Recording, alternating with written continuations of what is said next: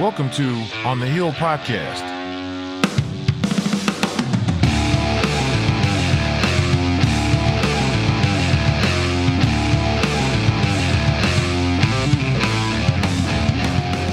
All right, and we're back.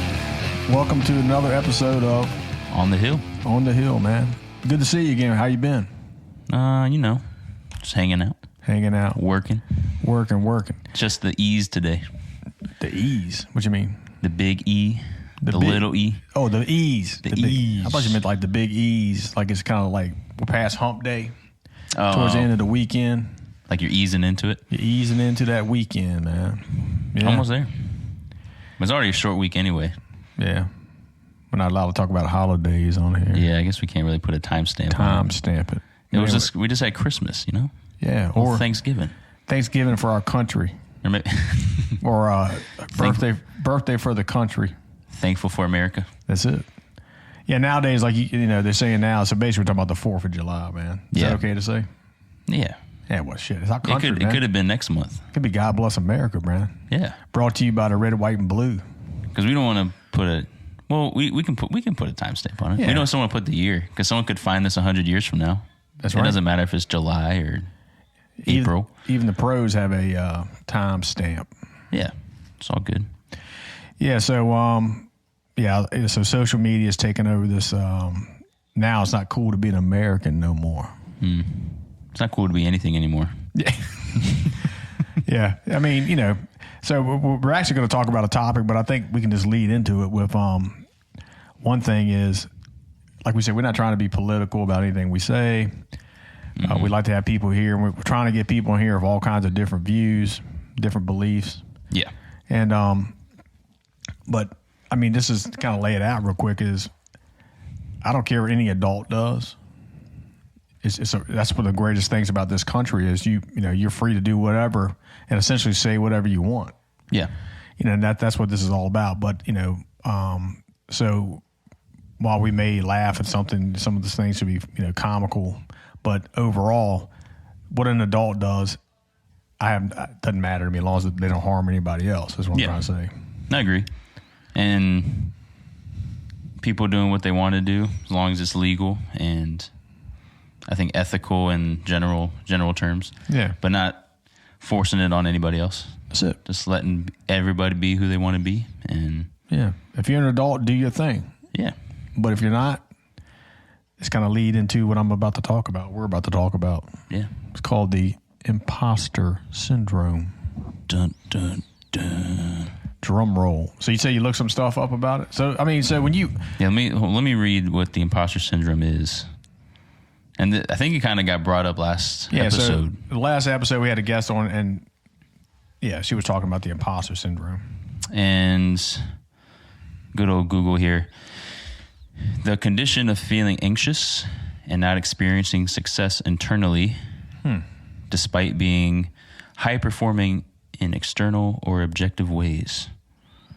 And this condition often results in people feeling like a fraud or a phony and doubting their abilities. And that's from betterup.com. And I think it's pretty common in most people. I know our last guest, Kate, was talking about it. Like, as a photographer, she was sitting there shooting weddings. Like, what am I? Am I qualified for Am I this? allowed to do this? Yeah, so, yeah, I agree. And what about, I mean, so, you know, you went to VCU for music. Mm-hmm. Yep. Did music, well, actually, kind of my whole life I've done music. That's true, right. From piano lessons, you're a drummer. So I was doing drums from an early age. And then 6th grade, I started in band. I was playing the trumpet. Get it. And then did a couple other instruments in band, but then I started learning guitar, bass in high school. Got into VCU music and was doing music education track. Music ed. Yep. And 4 years later, graduated, taught for 5 years, and now I'm actually doing something different. That's right. Switched it up. So I guess, you know, related to the topic, we're talking about I remember coming to your first, so at VCU Music, when you start off as a freshman and a sophomore, you have either music education or performance majors, right? Yeah. Most. But when you start off, you basically are doing the same program. Yeah. Performance, based. I think most colleges have general music, which is just a bachelor in music. Right. So if you want, like, I know someone who got that and she became like a private piano teacher. So you don't have a teaching license and you're not really a performer. So it's kind of right in the middle. But then VCU had music education and then music or performance of music performance. That's what it is. But yeah, as a performance major, you basically, it was all performance based. You'd have X amount of concerts or solo performances a year. And then on top of that, you do the theory behind it. Right. History, music, things like that. But for music education, I didn't start the education part until like my third year. Yep. So the first 2 years, it was all performance based. Yeah, it was tough for you. Yeah. Yeah, because I was. Did you feel like an imposter? Yeah, I definitely feel like an imposter. I kind of remember this. Yeah, I was, because it was like I liked music. I enjoyed trumpet, but then I'm sitting here next to the guys. That's all they ever do is play the trumpet. And me, I was kind of half and half. I was like, I like this side of it, but also want to get into the education side of it. Yeah. So it's kind of like a waiting game where I was trying to, I was an imposter. Like I didn't quite fit in. Yeah. But I was in that spot. And we were treated like performers too the first 2 years. So it was like, dang. What am I supposed to do? Like one of your advisors, he was like a world-class trumpeter. Yep. I met Rex Richardson. Rex. I guess we can say his name in here, right? Yeah. Ain't no secret. He's a world-known, world-renowned trumpeter. Yeah. Sponsored by Yamaha, actually. Yamaha. Yeah, that's pretty high. That's high speed. Yeah. So best trumpet player I've ever met. Yeah. And sitting next to him, that was even more intimidating because you're like.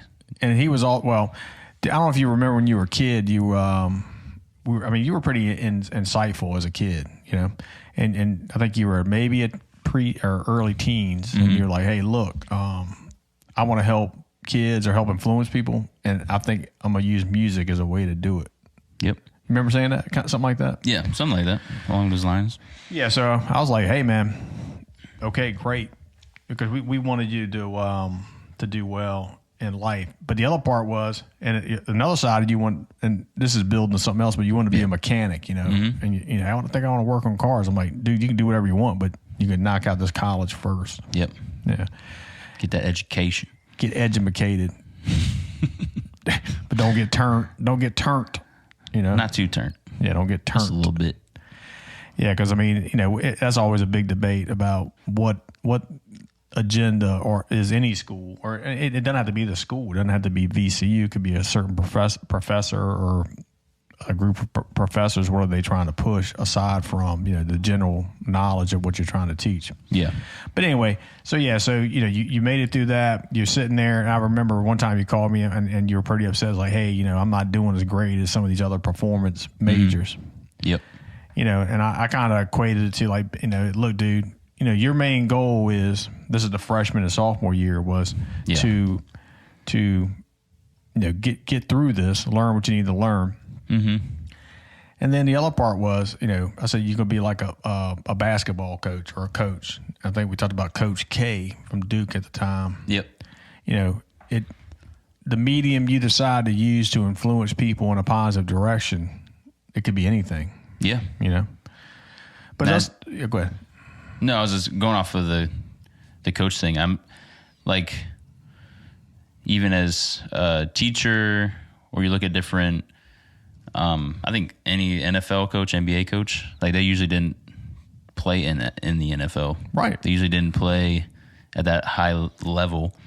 So at some point in their life, they're probably like, damn, I'm an imposter too. Yeah, because they had the dream of being, an NFL player, or probably Coach K wanted to be a pro basketball player. Yep. I just remember him, and he said, I'm not just a basketball coach, I'm a leader of people. Mm-hmm. And, so you lead people in a direction. But, that's also a gift, too.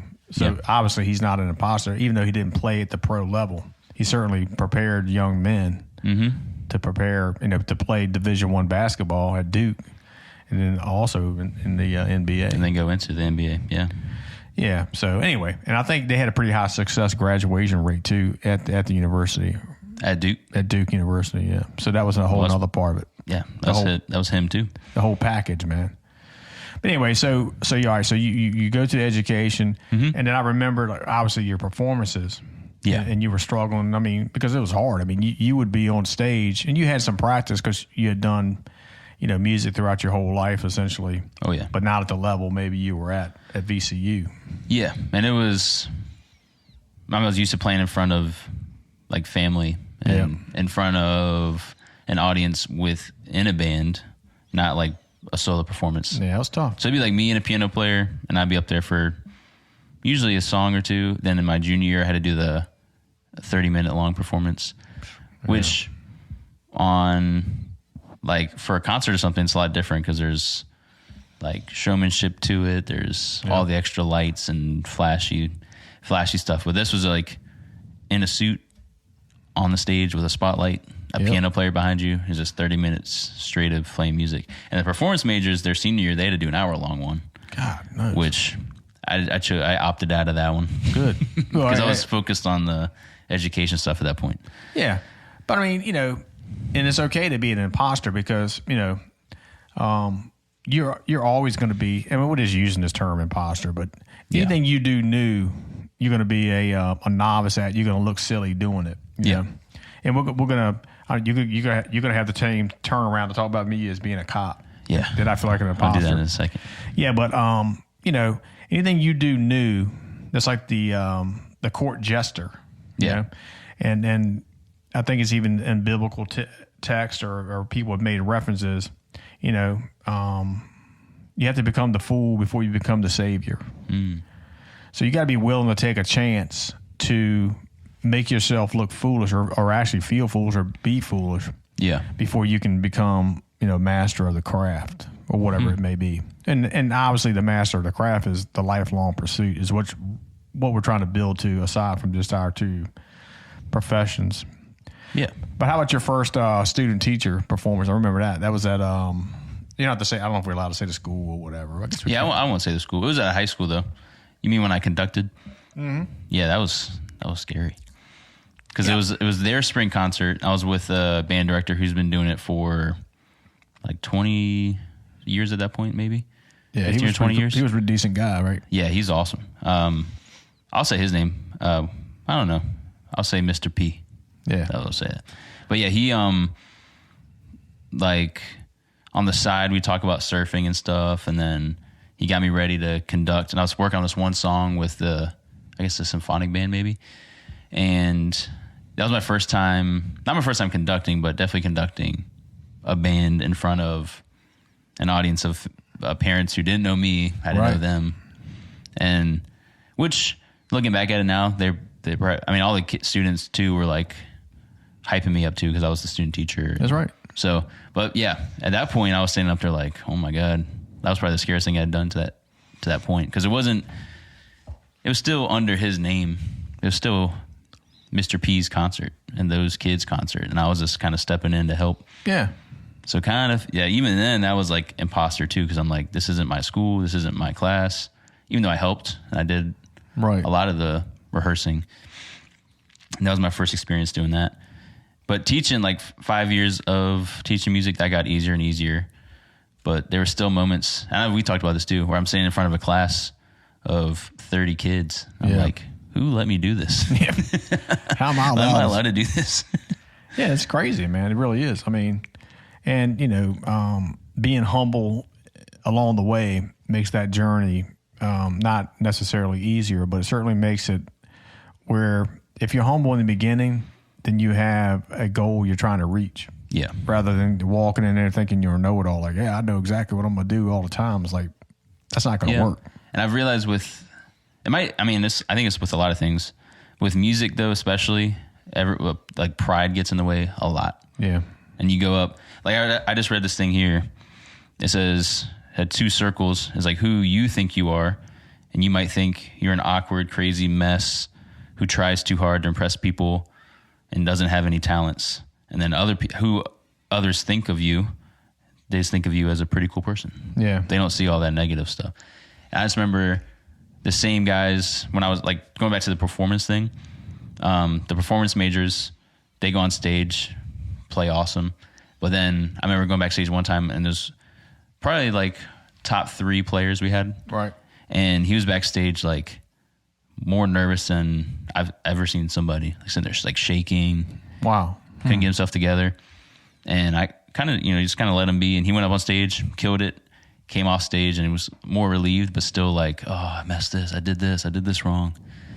And at that time, I thought, I was like, like I can't compare to that. But I listen back now that I'm not the one like performing or rehearsing for that concert, I've watched a few of my old stuff and I'm like, damn, that's pretty good. Yeah. You were doing like all the pretty things good. I thought I was doing so bad at, it was like, actually, it's not far off from that other kid.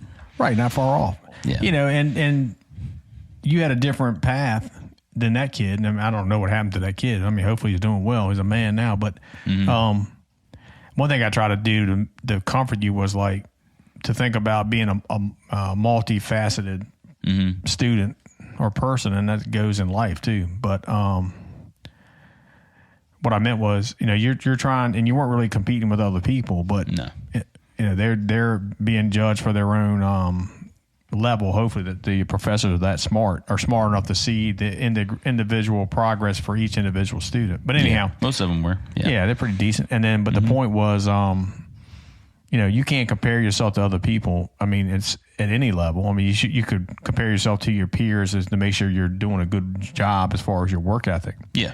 But what I meant was, I think I told you this in more blunt terms, was like, you're trying to compare yourself to people that like sleep with that damn trumpet under their pillow at night. Like that's, they're sitting there hugging this trumpet like you're hugging your girlfriend. I was dating a cheerleader at the time. Yeah. So you had a pretty high cheerleader and you're going home to that. And, so here's the trade off. Okay. I'm gonna hug this, what was the name of that trumpet? The brand or some shit, Beethoven or something like that. Yeah. I had it was a Yamaha. A Bach. A Bach. Oh yeah. That's what, yeah. Man, you had a Bach, dog. I know. It's like $4,000 or something. I had a Yamaha too, but yeah. Yeah. The Bach was the pro level. The pro level, yeah. But anyway, the point was, Imposter trumpet. you could be hugging that Bach, or you could be hugging That back. You know what I'm saying? that back. B-A-C-K. The Bach or the back. I think I'll take the back every time. Hey, they both got me pretty far. Yeah, and The then, trumpet and the and the back. Well, the Bach and the back. yeah. Got you far in life. Doing pretty good for myself. Yes. But no, I was going off the other thing too. The when I was teaching too, that was a big thing I noticed too, where teachers had not all of them, but a lot of them had a big not ego, but yeah, had a like pride got in the way a lot of the time. So like when you're running your own class, if something goes wrong, the teachers blame, and kids get in trouble too, but it always falls back on the teacher. So like those times you're like, am I allowed to be doing this? Like, who let me up here? And you go and talk to other teachers who look like they have everything together. All their shit is laid out perfect, but they find out they actually feel the same way too. And it's like either some people put on a better front about it, Right. or they just go about it different ways by being organized or by playing it off like, oh yeah, this is nothing. But behind the mask, I think everyone kind of has that imposter. Yeah. I mean, and that's right. I agree 100%. Because, go ahead. No, I was just going to, one more thing. I've started doing HVAC now, and for whatever reason, maybe it's just a company I'm at, but every guy I've worked with has been super, super humble about what they do. Right. And I've been with a guy who's been with the company for over 25 years, and he still makes phone calls to his boss or to other techs to figure out what he's doing wrong or what's wrong. Yeah. If he ever has a question about it. He's not sitting there like, oh, well, I can't figure it out, so we can't fix it. He'll sit there and go, it might be this, and then he'll go call someone else, and they'll go back and forth and figure it out. So I don't know. And that job is like, it can be with any job. If you're bouncing off someone else, or if you have that backup, is less of that imposter feeling, because it's a whole, I don't know, it's just like a learning curve.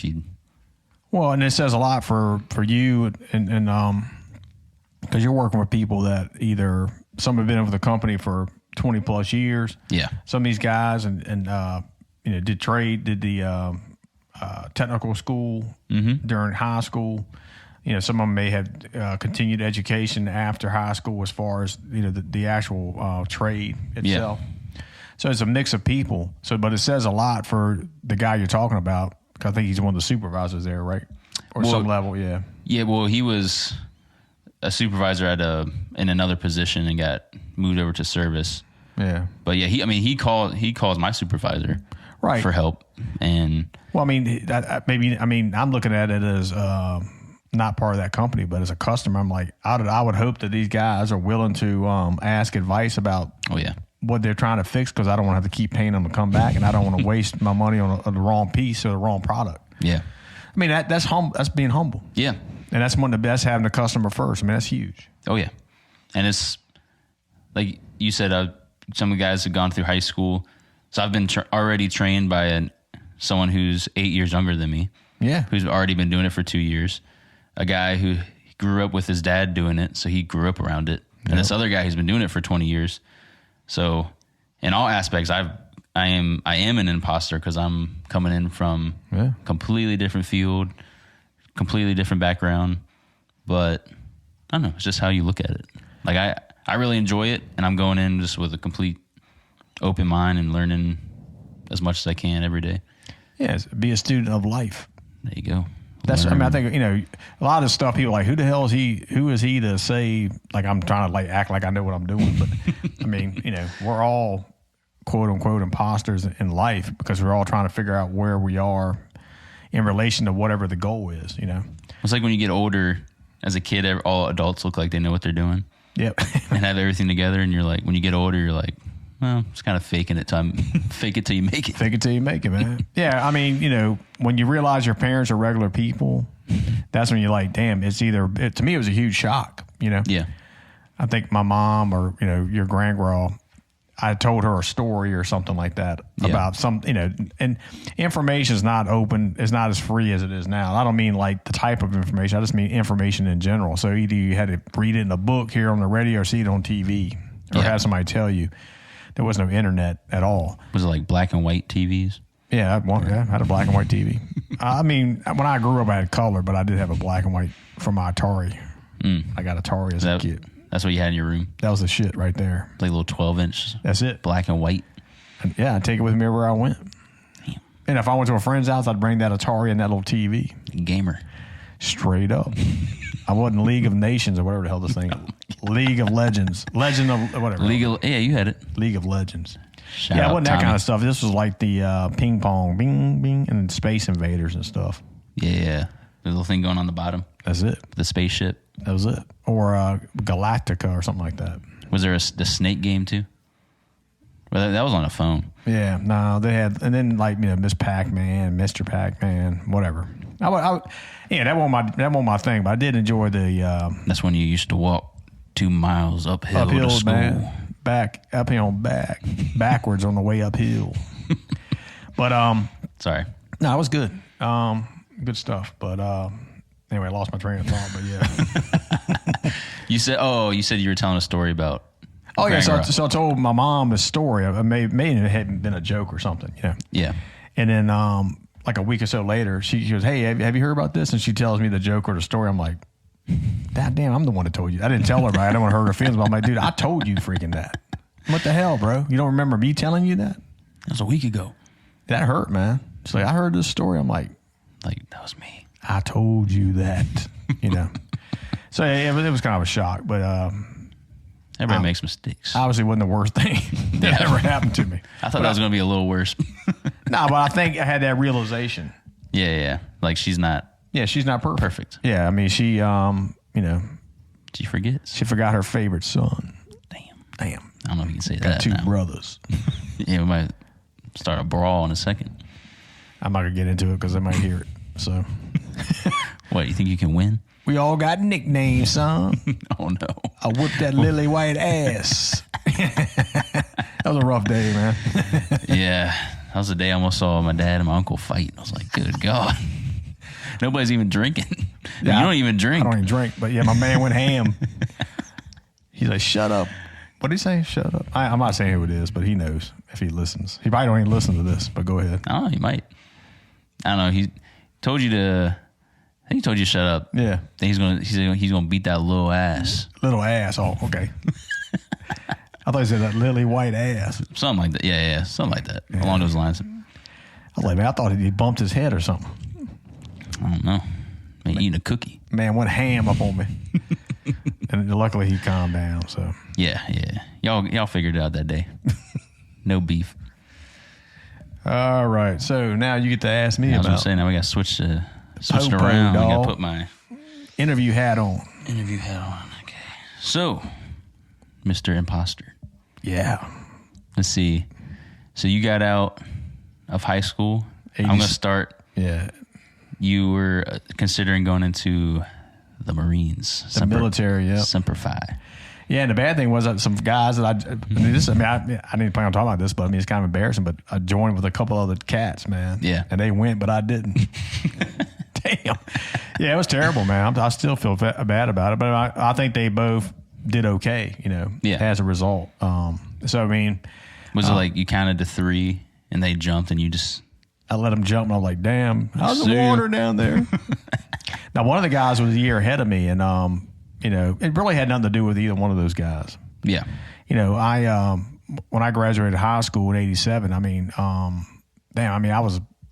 went through like a major depression and stuff. Mm-hmm. I mean, I know that's not what we're talking about, but yeah, it was strange. I guess I graduated high school and I had this whole image of who I was. Mm-hmm. It had nothing to do with the Marines either. It had nothing to do with the military. I mean, I certainly was physically able, as far as, I'd proven that by being a cop 20 plus years and the things I did there. But I mean, in retrospect, I wish I had been able to mentally or emotionally do it. And it really, like I said, had nothing to do with the two guys. And we're still friends today at some level. But I felt terrible about it. Yeah. But I mean, I was at the point for anxiety and stuff, I couldn't even really leave the house. Mm-hmm. I was like almost like agoraphobic. Agoraphobic. Yeah. So basically, you it's a big word. You have an anxiety attack. And then anywhere that you equate with an anxiety attack, you stop going to that location. Yeah. And all of a sudden your world shrinks. Was like, I can't go freaking anywhere. Yeah. Yeah, it was terrible. And is that the main reason you didn't go into the Marines, you think? Yeah, this is the first time if these guys ever listen to this, they'll ever hear that. Yeah. But anyway, I mean, I don't mind talking about it. Because you've gotten past it. Yeah, it was debilitating. I mean, it was I'm gonna say I was suicidal, but I mean, I don't know what kept me going, honestly. Yeah. I'd already started drinking as a teenager. Mm-hmm. So I think I probably had my first drink as a kid. I don't know, 12 years old or some shit. Like every. Good Lord. So you're sitting there playing Atari, chugging a beer, throwing a Bud Light back? That may have been a little bit before. So maybe I don't know. It wasn't a big, if I did, it was like we would sneak it from our parents or something. So it wasn't a major, it had nothing to do with the Atari. Yeah. And it didn't become a crutch until later, if that makes sense. Yeah. It was more of like a thrill thing. Yeah, when a bottle would freeze. Yeah, like when a bottle of Tanqueray would freeze in the freezer because it didn't have gin in it no more, it just had water in it. Tanqueray don't freeze. Yeah. We'll have him on here soon too, the Silver Fox. The Silver Fox, baby.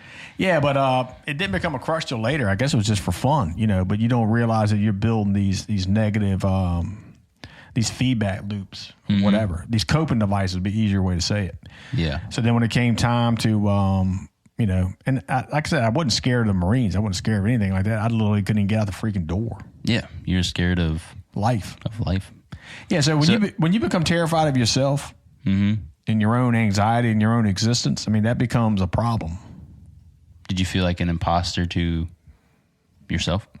Yeah, I feel like a fraud. Yeah, I feel like a fake. And to my at some level, if somebody would say to me, "Hey, who is this guy to talk about any of these things?" is because I've spent my lifetime since a teenager or an older teen, early 20s, which is a time that most people, if they're going to have a mental break, is going to be then, particularly for men. I wasn't using drugs. I mean, just alcohol. I wasn't using like marijuana or hallucinogens or what do you call it? LSD or nothing like that.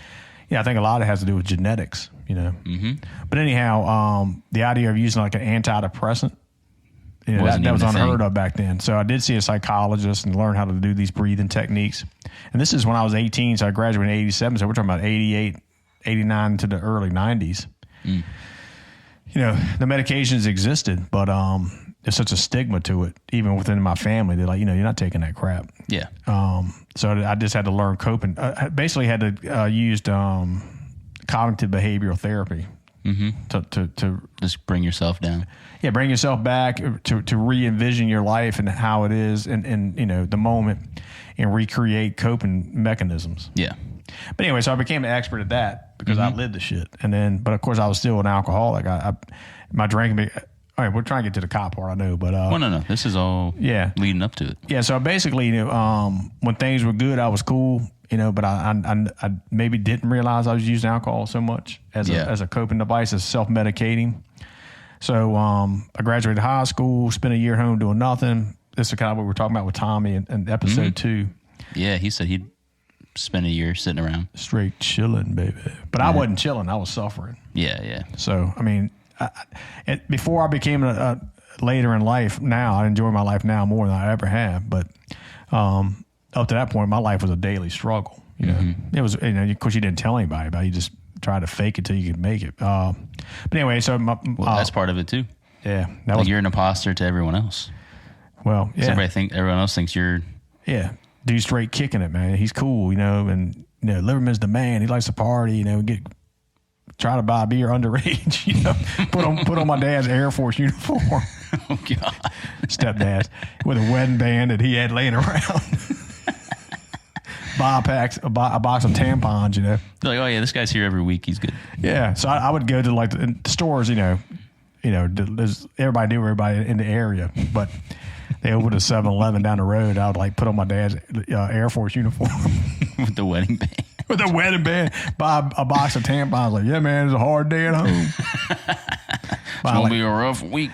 Buying cases of beer and shit. But we tried everything, man. Some diapers, too. Yeah. Nipples, baby nipples for bottles and stuff. Yeah. That's awesome. We were the art, man. We had it down. And the next day, they'd be like, oh, he's just hungover. Yeah, he's here, man. We recognize you. Hey, man. How's the Air Force? How's the military? And I wasn't faking to be in the military. I was faking just to get the beer. Yeah. Well, yeah, don't come arrest anybody. Now I'm going to be like he was a, what do you call it? Well, that's a different kind of Impersonating imposter. a police officer. Air Force impersonator. Yeah, I think So you really had imposter syndrome. God damn. Who am I? Air Force or you? I don't know. I'm going to take this hat off because it's hot. The heat's getting me down like I'm being interrogated up in this mug. So then after... Yeah. I was gonna say one other thing. If you could go back, which you wouldn't want to change anything anyway, because it could change your whole path. But yeah, I got you. if you could put yourself in your shoes at 18, depressed in a room, what would you I do different What would you tell that person today? Yeah. I mean, I would say, first of all, my parents weren't into it either. You know what I mean? They were kind of like, you know, thought I was just like full of shit. Like shake it off type of thing. Tighten up, man. You're good. Mm-hmm. You know, get out of the house. If you don't get a job, you're going to be homeless. You know, that kind of shit. Damn. Tough love. Straight from high school to homeless. Good God. I mean, yeah, I think my mom dug it, but I mean, no offense to my parents. I mean, because this wasn't as acceptable as it is now. Different time. So they're like, tighten up, because, you know, my parents, their parents were the World War II vets, the greatest generation. They didn't tolerate that bullshit. Yeah, our parents were cool. I'm not saying that, but I don't think they understood, you know, and particularly my dad. My mom and dad are divorced, but my stepdad, he kind of got it. My dad and my stepmom, and, you know, she was on all kinds of medication for being a freaking psycho, and she still is. But anyway, we'll get into that. Yeah, but he didn't buy the shit at all. You know, because he was just like, he's like, you know, tighten up. What the hell's wrong, Buttercup? Yeah, tighten up. Why are you seeing a counselor? Because I was on his insurance and shit. Why is this $25 copay coming out? You know, it's like, bitch, you're making $100,000 fucking dollars back in the '80s. You're doing pretty damn good. What's $25? Chump change, man. Shit, my brother ran over my foot with a truck one time when we were on vacation. I jumped out the back of the truck as we were pulling up to the store. So he ran over my foot with the back of the truck. Jesus. It wasn't really his fault. But anyway, I'm pretty sure my foot was broke, right? Yeah. So, and this is my older brother, and he's like one of my older brothers, and he's like, hey, I don't want to get in trouble, you know, because why would I let you jump out of the back of the truck? You know, that kind of shit. So I had to make up a story that I fell off the boardwalk. We were on vacation in the Outer Banks. And so I was like, dude, I couldn't fucking walk. So you were limping around with a broken foot all week? Yeah, pretty much. So I finally told my dad, say, hey, man, I need to go to the doctor. Mm-hmm. And so he took me because he was pissed. He's like, the whole way, he's like, basically, he didn't really cuss, but he was pissed off. This is my dad, my biological dad. Yeah. But after seeing the doctor, the doctor standing, so he's like, so what happened? I'm like, hey, Dad, do you mind stepping out the room? He's like, what the fuck? He was pissed. So he steps out, you know. Oh, he actually stepped up? Oh, yeah, he was pissed, though. And I said, actually, my brother ran over my foot with the truck. You know, but anyway, essentially, there was not much they could do to stay off your foot. But and don't jump out of a truck. Yeah. Then the rest of the vacation, maybe this was a Wednesday. I had to listen to him. We can't go to dinner this week because that money was spent for that co-pay. We're going to go to some freaking, you know, all you can eat bar mitzvah or some shit. Not because it's Jewish, but whatever. Seafood like place. A buffet. Buffet, man. Yeah. All you can eat some of the finest food. You know, he wasn't a very classy. He's like, and it's a 2-mile walk. Yeah. He wasn't the classiest cat. You know what I mean? We're not driving. Yeah. So anyway. Like a $9.99 buffet type thing. Some bullshit. We ended up going anyway, so bitch had plenty of money. But anyway, sorry, Dad. I know you're actually today's his birthday, I think. Is it really? Happy birthday, Dad. Love you. Happy He's birthday. Watching me from heaven. These are just trying to make little funny stories. I mean, I'd have been pissed too, man. I know. About a knucklehead son that got run over by a truck. Imagine me jumping out of the back of a truck. I would have been like, bro, what the fuck? Well, I already had you at the hospital. Yeah, that's true. Fuck. I don't have to worry about that. But anyway, all right, so back, what would I tell the 18-year-old? I'd say, look, man, you know, I know you're suffering. This is real. Yeah. And, you know, I think I would go more about, obviously, the therapy route, also with some kind of medication to mediate the symptoms, that suffering. Because, you know, your body gets on a, it's like the fight or flight syndrome, but it never cuts off. Yeah. You know, you get on this thing, you just can't get out of it. And the medication just helps you relax, more serotonin to the brain and all that. So, because we're both on medication. Yeah. And I'll tell anybody that. Yeah. Because like you said one time, you're like anybody will, well, not anybody, but most people won't think twice about taking like high blood pressure medicine. Right. Or if they have a headache, they don't think twice about taking migraine medicine or even, you know, allergy medicine. But when it comes to depression, anxiety, you're like, oh no, I can't mess with I'm weak, man. Can't mess with my brain. It's like, dude, your brain's already messed up. You were born messed up. Well, everybody's brain's messed up. I mean, there is no norm. I mean, that's one thing, you know, we'll get to this about my police career being an imposter, but I mean, since I, you know, retired and all that, and plus, you know, my lifelong journey of being an alcoholic and becoming sober and all that, dealing with anxiety for 18 years. Yeah. 18 years. Be 19 years this January 12th. So, yeah, so it's been. Congrats. Yeah, man. That's crazy. And alcohol's killed, you know, many members of my family. So, yeah, at some level, you know, through body deterioration. Man, it's a sad fucking podcast, man. I know, it's breaking my heart, dog. Getting dark, man. So anyway, I somehow got my shit together. I think the therapy worked. I worked on the cognitive behavioral therapy. Ended up going to college after I spent a year working at a rental. You rented equipment. Yeah, I had worked there 6 days a week, 12-hour days. It was hard work. But I knew I got to do something else. I can't be doing this my whole life. Yeah, break your body down. So I barely got out of high school, so I had to go to John Tyler. Well, it was John Tyler, formerly John Tyler. Brightpoint. Trailblazers represent. Yeah, right. And then they didn't have a semester system. They only had a quarterly system. So I had to get my grades up enough to get into Richard Bland College, of the college in William and Mary. So like back then it was like a pre-community college type thing? Yeah, mostly it was about trades. It wasn't so much about education. Now it's, it's both. Yeah, now it does both.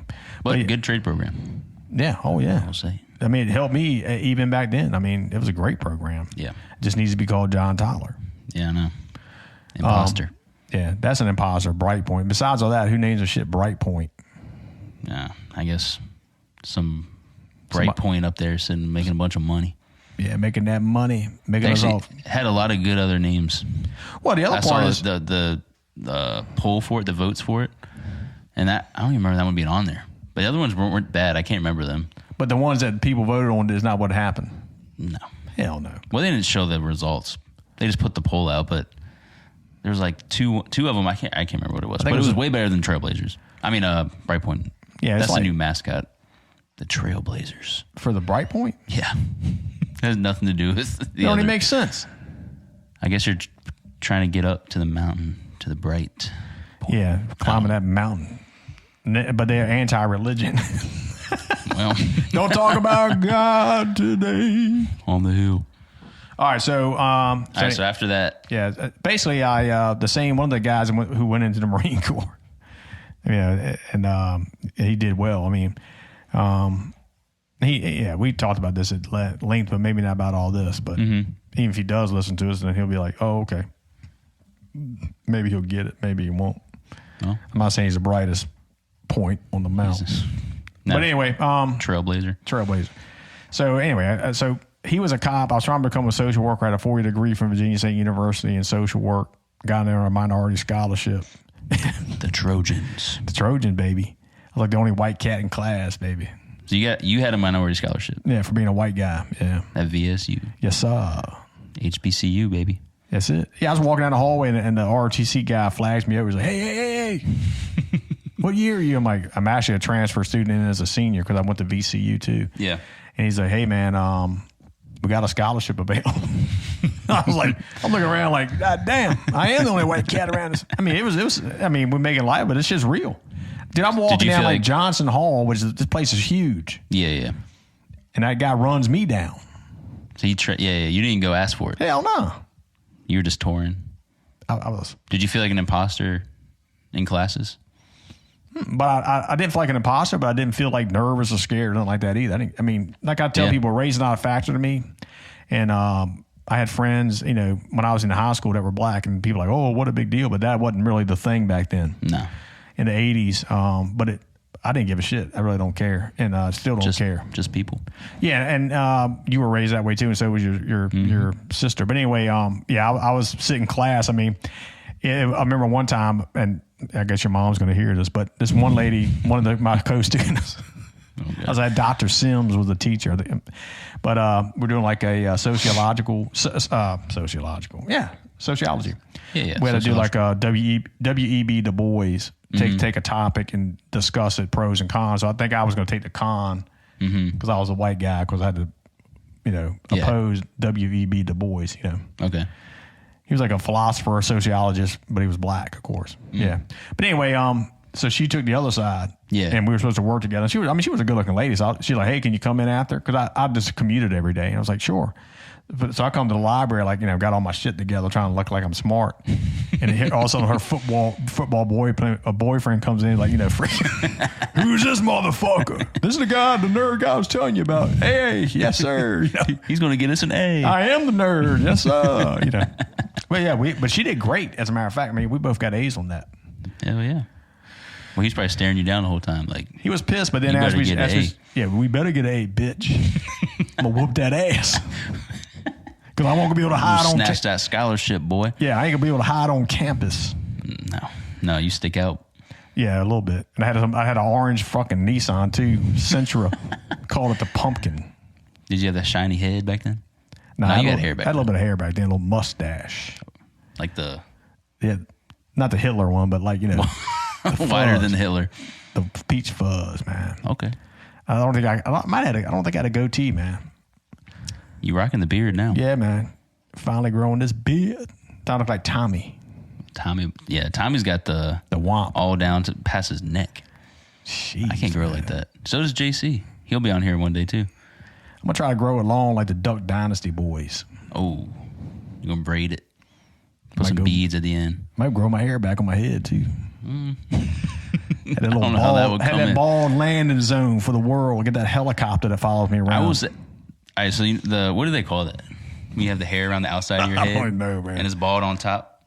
That smooth shine. The smooth shine. But we had a professor at VCU. Yeah. And he had a clean shaven. It wasn't really a beard. He had a tight. It was tight, and it went up past his ears, around his head. Damn. Like a straight G. Like a half of a bandana or something around the back of his head. His head was a half bandana. Yeah, of hair. Damn, that's badass. But it looked sweet because because you usually see like the old dads with the bald spot on top. Yeah, that's cold, man. But he had it trimmed up nice. He had a little fade on the side too. Damn, bro. I know. I was like, where do you get your hair cut, man? He said that. What's that place you went to over there?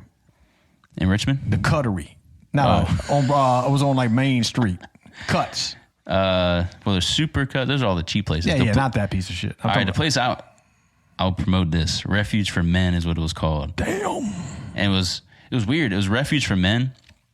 And there were some dudes, they usually did the beards, but it was mostly women in there. That's the best. And there was like, I mean, you went in there was an old bulldog that would greet you at the door. Yes, sir. And the owner, she looked like she could kick your ass, but I like it. She'd be like, go sit down right there. Damn. Yes, ma'am. You were like submissive. And then she was not an imposter. They cleaned it up. Oh, no. She knew what she was doing. So this is off the topic, but we're just shooting the shit now. But I went to a barber shop. It's called The Barber Chair when I was in like high school. So Larry. That's real original. That's called The Barber Chair, man. Barber Chair. Right here on Route 1, baby. Well, you took me there before. When you were a kid? Yeah. I took you over Walnut Hill Barber Shop. That was right down the road. The guy who used to live on our road. No. That's different. Yeah, that's like a religious cat, man. Oh man, Wilbur Worley was the guy's name. He cut for God. Yes, he did. Wilbur Worley. Man. He gave that house that the other guy, the tall guy. So he worked for a guy named Wilbur Worley. Wilbur Worley. That's a and mouthful. Mr. Worley, owned that little shop, and the other guy was the assistant, the tall, kind of pear-looking dude. Yeah. And he ended up when Mr. Wilbur Worley died, whatever, he let that guy take the house too and the business. Really? Yeah. Wow. I don't know if they had something going or it was like Bert and Ernie on Sesame Street. But yeah. Something was legit happening. But the other guy was married. But anyway, so I went to the barber chair, man, and this cat, when you said it made me think he had a pit bull in there. But what's it called? It looks like a tiger stripe. Oh, you mean like when the hair's going backwards? No, not that's no. He had like the pattern on his body looked like a tiger. Oh, they call it something. I don't know. Was it pit bull? Yeah. Look that cat up. Keep talking. So anyway, you'd go in there. Look this up. It was like one barber chair, man. So you'd walk in there and like it's like this old ass furniture and stuff, porn magazines and shit, hustler magazines and stuff. God, where's this place at? It was right there on Route 1, right near where the Tractor Supply is. But anyway, so I was a kid sitting there like 17, 18, 19. What's it called? Brindle. Yeah. Brindle. That dog was cool, man. Look like that? That's, I don't know. That's kind of a beefy looking one. Looked more like the cat down at the bottom. Yeah. The lighter. Yep. That's how he looked. So it's kind of like light brown, almost like an orangey kind of. Yeah, man. Does look like a tiger. Yeah, he was smooth, man. It might have been a female, but I think about it, I can't remember the dog's name. But anyway, so we're sitting there, man, and like one day I was in there and the guy was, you had to wait in line. Yeah. But I didn't mind waiting because I love people's stories. I would just sit there and listen to the stories and laugh. I'd be laughing my head off, man. And of course, the guy who was the barber, he was a professional storyteller, man. I mean, that guy could tell some stories. Yep. But one day he had a guy in there and he was cutting his hair and he was talking about, I guess the guy in the chair had a gambling problem. Yeah. And I thought they were just shooting the shit, but he's actually like, hey, I guess this month I did pretty good. I won't be eating dog food for the month or something. So when he left, I'm like, was he just messing around? Because Larry, he was really nice to me, but he gave other people a little bit of hell and stuff. Yeah. But he ended up, and one time he took your grandmother for a date, not grandma, but grandma, took her out on a date. Really? He was a player, man. But anyway, he had like a convertible and stuff. The barber chair. Yeah, man, he was cool, man. So the guy actually was buying dog food and shit to eat. Cause not Larry, but the guy getting his hair cut. Getting his hair cut? He goes, nah, man, that's how bad he is for addiction and stuff, for gambling. God. Alpo. So gamble your He said he ate it out food away. Out the can. Well, at least he got the good shit, man. Had little ligaments up in it and stuff. I don't know. But anyway, the little crunch to it. So anyway, go ahead. This is one of the best. So the guy had been married like 3 or 4 times. He'd always tell Larry tell these stories and shit. So a bunch of guys were in there, and I think I was in the chair, and he goes, boys, I can tell you one thing. He goes, I knew when my marriage was over. And everybody's like, well, how the hell is that? He's like, well, I was brushing my teeth, and my wife came in and took a shit. That's cold. Yeah. I was like, damn, bro. I never forgot that, man. I was like 19 years old. I thought that was the funniest thing. But yeah, if you're brushing your teeth and your wife comes in and takes a dump. That's floating around in the air, too. Yeah, that's just like, bro, that's pure disrespect. Do you just walk out of the bathroom? He said that was it. He was divorced. Damn. So she took his shit and he said, "That's it. I'm done. Deuces." And he might have been the biggest pain in the ass, but I mean, I don't know how much money he made as a barber in that location, but whatever. All right. So, yeah. Now, I'll tell you something else. There's your lesson for the day. 2 things I'll tell you, like when I worked in Petersburg, of course, I worked there my whole career, but sacred things like a funeral home, white or black, and most barbershops traditionally have been either white or black. Yeah. And it's not like a big thing to the people that are involved in them. No. It's just, I mean, people make a big deal about it, but the one you went to was like multicultural. It was. Yeah. Plus, it was in Richmond, which is very... Yeah, more liberal, more open. Yeah, and it was... I'm trying to think. I think the lady who owned it, she was... damn, I can't remember her name. But she was graduated from VCU and then I guess got her training somewhere else. But she was a lesbian and also a black lady. But that's what she kind of promoted was like... Openness. Like, yeah, well... That and like a black business owner. Yeah. And she probably started smaller. I don't know. But by the time I was going, huge building, 2 stories to it. Damn. That's what it was like. The guys would go upstairs. There's a second story where you get your beard cut and trimmed and stuff. And then downstairs, there had to be like 12, 15 chairs down there. Wow. It was always packed too. You couldn't make an appointment, but you'd go in there and you'd wait 30, 40 minutes. That's legit. I mean, that's what we want. That's why we were promoted with the last... with Kate on here, is like a female-owned any business. But, I mean, in today's environment, I mean, that's what I hate people down the country because these things are happening and people are making these success stories. Oh, yeah. It don't matter who Every they day. are. Yeah, and this is like, I don't believe the false narrative. I think this is the greatest opportunity for people to excel and live and live fruitful lives for their families. Mm-hmm. So. Which back to... A fruitful life. Yeah, so... Your career. So, 94, I graduated Virginia State, applied as a cop, or did a ride-along with this guy, and I was in love with it, man. I was like, this shit's awesome, man. Yeah. And plus, I grew up, my stepdad was a retired firefighter, so, I mean, I grew up in that environment. Yeah. But, yeah, so when I went to the academy, I had, like, little round, like, John Lennon glasses, grew this this crazy-looking mustache, trying to look, I mean, I'm not saying I was never not tough. I'm ever not going to say that. Yeah, yeah.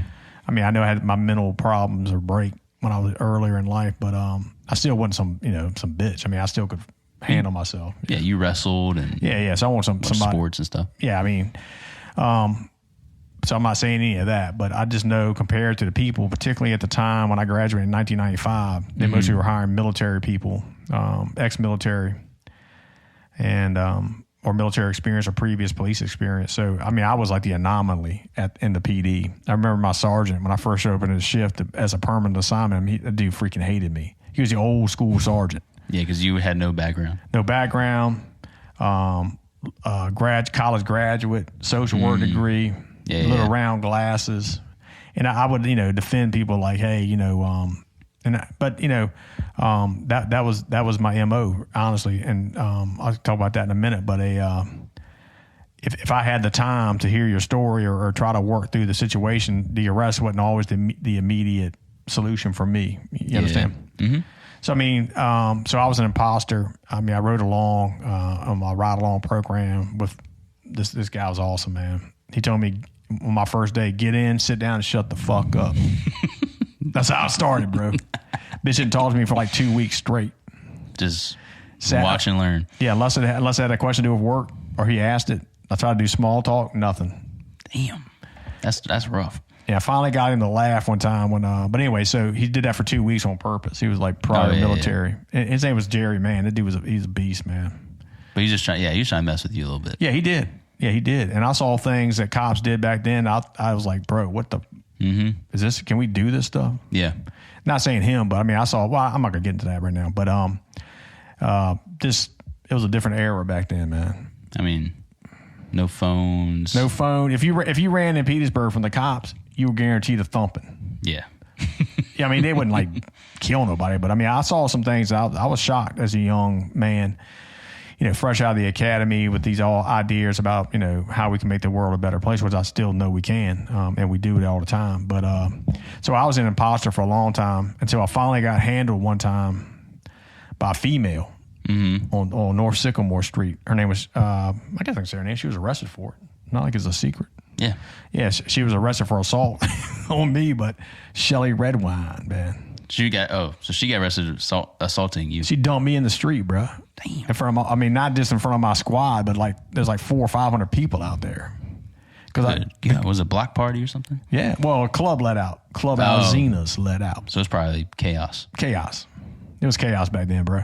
So they were arresting her boyfriend, and she came up, and I was just trying to be nice, like, it's okay, man, back up. Yeah. And she like, fuck backing up. She ran through me like I was a paper doll, man.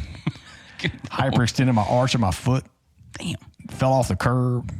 What did your partner do? Yeah. Well, I mean, I was on my own back then, but I mean, this is after the ride along. So the whole squad was out there, but yeah, I mean, we got her in handcuffs, but I caught hell for that shit for like a year. Yeah. You're like, damn, back to the imposter. I was the imposter then because I think I just underestimated a woman's strength because she was a big lady. She's probably damn near 6 feet tall. But I saw her as a lady, and I was like, hey, calm down. Everything's gonna be okay. Yeah. And then this. Plus, when people are mad like that. Yeah, but yeah, she knocked me down like I was nobody, bro. I was like, damn. Woke you up a little bit? Woke me up. Then there was another time that I got, I was on a domestic violence call, and I didn't know it, but the neighborhood was going crazy. Like, ended up being the victim's family were there, and the suspect who got out of jail came right back to the house. He wasn't supposed to be there. Yeah. And when he showed up, the family and the neighbors were trying to like take him down. Mm-hmm. And I was standing there trying to defend him. And then the street crime unit shows up. And I was like, these guys were the wrecking crew, dog. And they ran through me to get to him. I mean, they just knocked me down. Like, I was caught up. They took me down with him. Damn. My face was in the dirt and all kind of shit. Because you were right there? I was right in the way, I guess. And then the sergeant like, don't you know nothing? The fuck wrong with you? You're supposed to get out of the way. I'm like, this is after the handcuffing. I'm like, who is the fucking guy? They're like, that's the guy that hit her with the, like an iron or something to split her head wide open. Mm. So, I mean, I was still trying to learn the job. Yeah. He acted like I should have known all the previous arrests, which there was a sheet you could read, like I can't remember what we used to call it, but you used to have a review of stuff. But you wouldn't necessarily know about an arrest like that, particularly if it happened the night before or something. Yeah. Yeah, so I mean, he could have done a better job, but when they pulled off, they left me there alone, and the crowd was still there, like, you stupid motherfucker. They're cussing me out. I'm like, all right. Harassed by the crowd too. Yeah, I didn't know the guy was a suspect, motherfucker, rookie. Learn that job, boy. Damn. So yeah, I Imposter Syndrome. Took some hits, bro. Mm-hmm. Yeah, and then I think I don't know how much time we got on this bad boy. I don't know. We're gonna keep it rolling. Let's keep on rolling. But but what I was gonna say was, it wasn't just those type things that changed me. I think seeing the suffering that people went through, particularly like one of my first major calls was it was an apartment complex. A boyfriend came home and shot his girlfriend, baby mama, whatever, like 9 times. Good God. Like a 380. I think it was a 380. Mm-hmm. And it was like a surreal scene. It was one of the first officers there. The suspect had ran. Ladies in the bedroom. He chased her through the house. And this may be like a 2-bedroom apartment. Yeah. And she's laying on the bed, halfway on the bed and halfway off screaming because she's just been shot 9 times. From shoulder to feet. Coagulated blood, all like that, real thick blood everywhere. Yeah. And, I mean, not because it took time to get there, just because that was the extent of her injuries. Yeah. And then what really was the hardest part, I never forget, was like the little daughter was sitting there on the couch, just frozen. Like she was there when the shit happened. She saw all of it. Saw all of it. So amidst all the chaos, and the same sergeant that he's like, what the fuck you doing? Get the fuck out of here. It's a crime scene. But before I left, I picked that little girl up and carried her outside. And she was in shock, man. I don't think she was even crying. She was just like frozen. Yep. And I started asking the neighbors, anybody know, can somebody watch her? Is her mom around or something like that? Or not our mom, but grandmother or aunt, whatever. Yeah. And so that kind of changed my life forever right there. I mean, so many calls, but there is another call where... Now, do you know if the mom made it? She lived, yeah, I should say. She lived, and then I was like, now I was beginning to change. as a cop. Yeah. So I remember going down to the jail. We had a little city jail there, and the guy was in there, and the detective was trying to interview him. They called him, man, Sugar Bear. The detective? Yeah, he was cool, man. Sugar Bear. But he'd been there forever then, and he spent his, he knew everybody, and he was a great interviewer, a great person. But I don't want to say his full name, but anyway, I get down there. He's trying to do the interview, and I'm full of rage now. So he's got the suspect, and there's like a holding area that he was in, which separated us. So you go into the jail, put your gun away, handcuff and keys and shit in this lockbox, boom. Yeah. And you walk down the hallway, and he's sitting there, and the guy's trying to interview him. I'm like, motherfucker, you're a fucking piece of shit. Yeah. What, like, during the interview? Yeah. He's like, dude, what are you doing? I'm doing something. Yeah. So, yeah, I think that was my first, like, losing it. Yeah. It was the first time you, like, let it all out. Yeah. Well, at least in front of. Yeah. I mean, we always talk trash. That was nonstop. But this was like at the suspect. I'm like, let me tell you something. What kind of person does this? It probably just came out. Yeah. Yeah. And there's all kinds of calls, man. But I remember one of the magistrates there, he was a cop, and he became a magistrate. And like 3 or 4 years into it, like they arrested this lady for drunk driving, and like her sons came down to get her, and they were like hard hammering cats. I mean, like they were like, it was a legit family. There's like certain families in Petersburg, and they were one of them, but they were also, I mean, they caused hell on the weekend, but they worked too. They weren't like drug dealers. They're just regular. I'm not saying everybody in Petersburg is a drug dealer. When I say families, people associate that kind of stuff. Yeah. Now the mom was notorious. Like she ran like nip joints and stuff, and they came down, and we were trying to get her down the steps, and she was falling. She was drunk, and one of the guys came up. He was big. Yeah. He was trying to like stop the cop from helping the mom or getting her down the steps. Yeah. And like I shoved him and knocked him backwards on the steps. Damn. And the magistrate came out. He's like, all right, bring it up. Let's get her in here. And then when we got inside, he's like, damn, Liverman, you're probably the most changed person I've ever seen in my life. You win the award for being the most changed cop.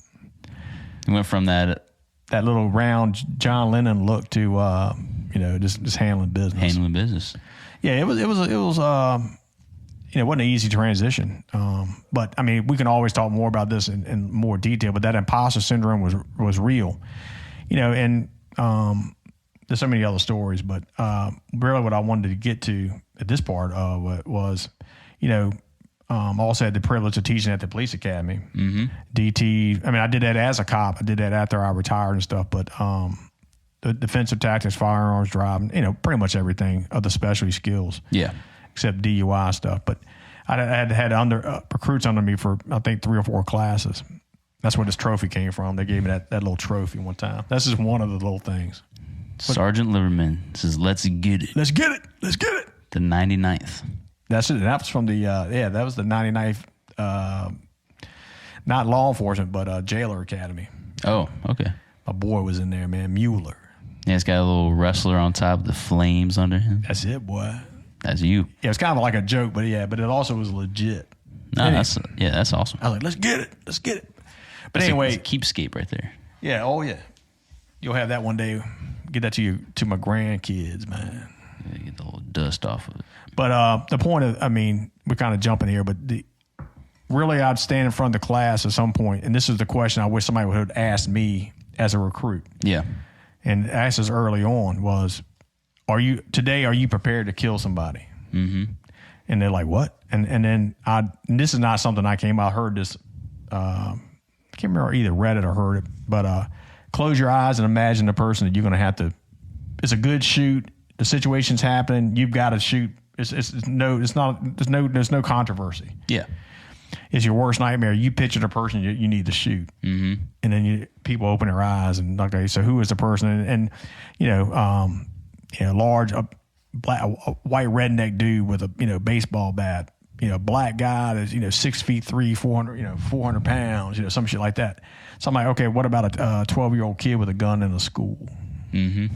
What about an 80-year-old man who has Alzheimer's and he's shooting off the front porch of his house thinking he's back in the Korean War or World War II? Yeah. Because one of the guys I used to work with had to take that shot. Not in Petersburg, but another jurisdiction. The guy was he thought he was back in the war. So went crazy. And he aimed a gun at them. He took them out. But, yeah. And the point of that is you can be an imposter in some things, and we're all going to be imposters at different levels. But the bottom line was, if you haven't made peace with the idea that, particularly this is law enforcement, that you may have to take another person's life, or you may have to give your own life for total strangers, this ain't the job for you. Yeah. Because I had plenty people love me or hate me, but they'll say this. In a fight, they never have to worry about what I was going to jump in or not. They didn't give a... I mean, I've had people that hate me say, yeah, okay, I agree, but that motherfucker's going to jump into battle. Yeah. If we're going to go down, if I love you or hate you, I didn't give a shit. But I'm not going to let somebody else take you down. Yeah. Particularly when I was on duty as a cop. I mean, and I would try to help anybody now, but I mean, at that squad level, that law enforcement level, what you represent, I mean, I still feel that way today. There's no freaking way. Yeah. Because at that point, it's more than just you. It's everything we represent. The Constitution, the freedom of people, your friends, they go home to families. Make sure they get home safe. Yeah, we had guys on the SWAT team fighting about who was going up in an attic. Mm-hmm. Oh, yeah, you because told a me about suspect that. was up there. And me and this guy hate each other. I really don't hate him, but at the time we were tight. And he had just had a son because I had you and Megan. Yeah. He had his first son. And I was like, all right, dude, I'm going up. He's like, bitch, you ain't going up there. I said, dude, you ain't going up there. You just had a son. Like, your son's like a month old. Yeah. And then because one of the imposters, one of the other guys is standing down there like not saying shit. Like, hey, I can go up there. I don't have any kids. Yeah. I guess I'll go. No, he was like, hey, guys, I got it. No, he just like, that's what I'm talking about. Don't look at me. So at the end of the day, hopefully he had some reflection. That guy I'm talking about, not us two. We went up there together, and this guy's huge, and we're trying to go. So both of y'all end up going up. Yeah, together. We're trying to fight to get to that. So instead of just one of y'all, we both go up together, and we're trying to justify by looking at the different angles and shit. We both can barely fit on the ladder. And the other guy's still at the bottom of the steps. Well, he had the imposter syndrome at that moment. Yeah, and what I mean is, my hope is that person, I know he didn't, but at the end of the night, I hope that at the end of the shift, and this is law enforcement or whatever, this is just me talking, I would always make an assessment of how I did. Yeah. And if I failed or hesitated or did whatever or made a mistake, I would judge myself that much harsher. But I know people that are imposters, that they're in this job for the wrong reason. And at the end of the night, I don't think when they go home and if they wake up in the middle of the night or when they wake up in the morning, they're looking at themselves in the mirror, I don't think that they're looking at the fact that, hey, I'm an imposter. No. They want shit given to them. And this is not a new generation thing. I had guys, I'd be on a fight on the street, and the damn cop be standing there, with his pee-pee in his hand, not doing shit. You're like, dude, what are you doing? Yeah. There are people, it's really fight, flight, freeze. Yeah. So he's probably frozen in fear. Yeah, he's frozen. So it's actually freeze, fight or flight, or freeze. So when you see a first stimulus, you stop. It takes you a microsecond to figure what the hell is going on. Mm-hmm. Then you make that decision. But some people, they freeze. Yeah. And they're frozen there in fear. Yeah. Now, that doesn't mean they can't overcome it. But unless you know in your mind later, you have that harsh self-assessment that, hey, I froze up. How can I get better? Yeah, I need to. How can I overcome this? And we could spend a podcast about how to overcome it. But that self-assessment is crucial for all of us. Yeah, I think most people do that every day.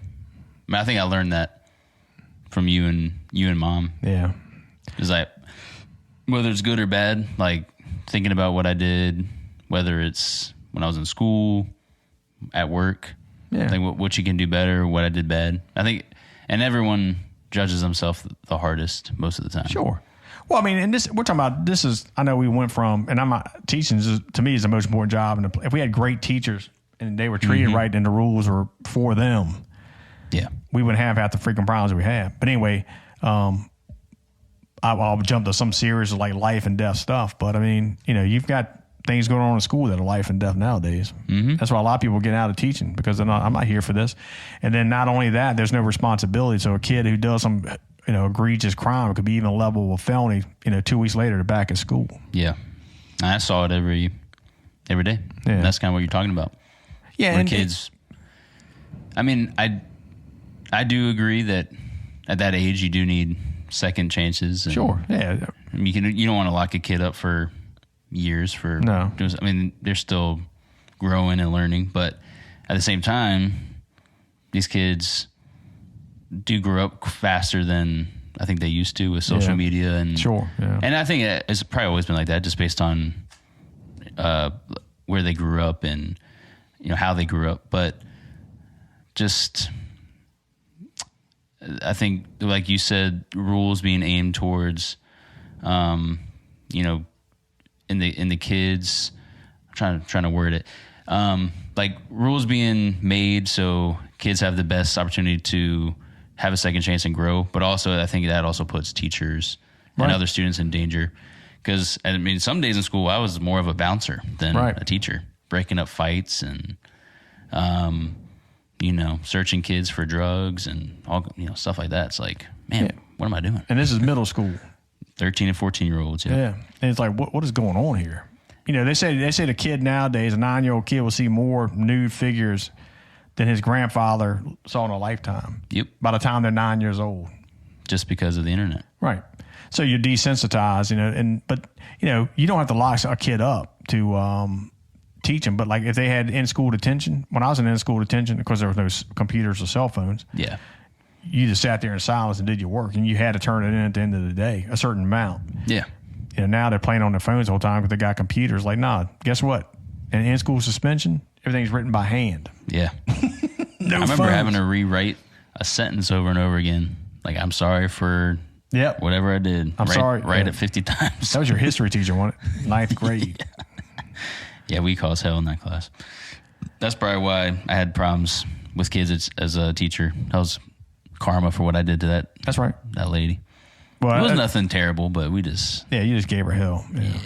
Yeah, and there's a big difference. We could probably wrap this up, but there's a big difference between doing things for fun and you have fun intent. And I don't mean like breaking rules at school, but you're not going to sit there and self-assess for going out with your friends and having a laugh fest or watching the fight and drinking some beers and talking shit. We're not talking about nothing like that. We're talking about things that you can improve on to make you a better person for your family initially. Yeah.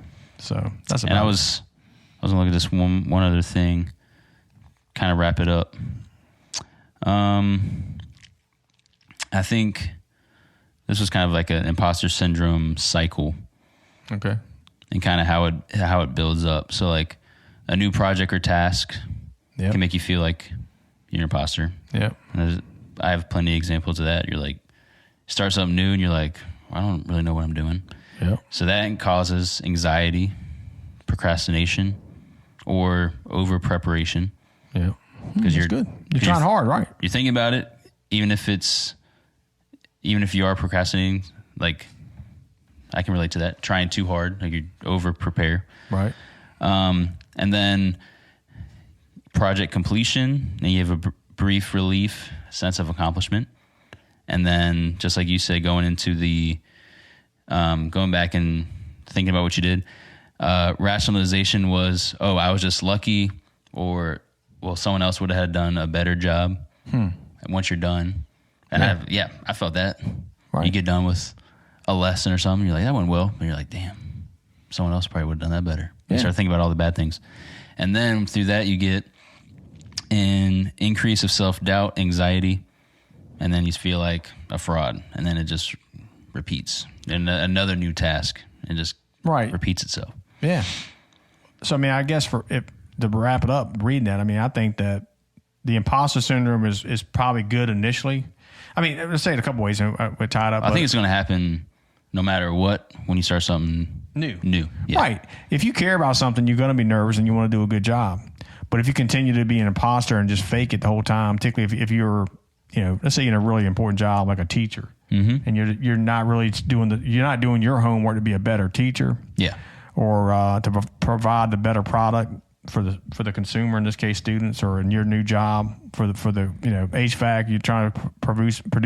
Let's say you just went there and kept making the same mistakes over and over again. Yeah, when there's life and death stuff happen. If you have a oil furnace and that exhaust pipe starts leaking, you get O2 you get those gases in your house. Carbon dioxide. Yeah, there it is. I mean, you could die from the shit. Yeah, you're not going to live from that. Yeah.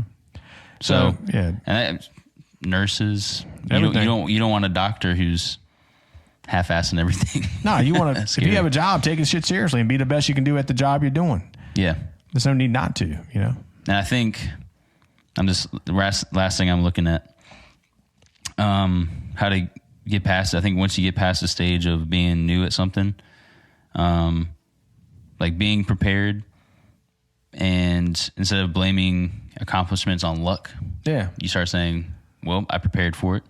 It went well. That's right. I deserve Just because I prepared for it." And then distrusting in others is a sign. So actually believing what people. If someone says you did a great job, then maybe you did actually do a great job. Yeah, I agree. Yeah. And there's one more on here. So, and then feeling unworthy of success. Right. So I think Kate kind of touched on that. That was good when she said, yeah, if you succeed something, you should actually pat yourself on the back. Yeah. And accept positive feedback, all those things. Word. So that was a kind of roller coaster there. Man, I'm tired. I'm ready for a nap. Yeah, so we kind of ran the gamut. We'll call this on the hill, off the hill, whatever. On the hill, off the... Actually, Tommy... Was that the second episode? Yeah. Yeah. Tommy had an idea of having off the hill. Off the hill. Where we kind of just... Talk smack. Yeah, talk about whatever. No topic. Just kind of go crazy. We kind of did that. Well, we didn't, but we did. So yeah, we had a topic. We got some guys that are going to bring on here in the future that it's going to have to be off the hill. Yeah, for sure. Maybe a couple of drinks and then just go crazy. I might. But guard these mics though. Yeah, keep these safe. Might have cold beers in here for the fellas. Get you a cookie. Cookie, baby. Cookie monster. Cookie man. All right, well, I guess that's it, brother. Yeah. And again, follow us on our social media, Facebook, Instagram, Twitter. Listen to us on Apple Podcasts, Spotify, wherever you listen to your podcasts. And this video will be live on YouTube every other Monday. You can find us here. On the hill. On the hill. Yes, sir. All right. Peace.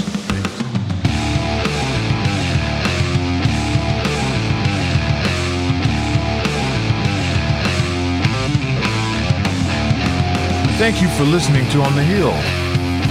Like, subscribe, and follow us wherever you listen to your podcasts. See ya.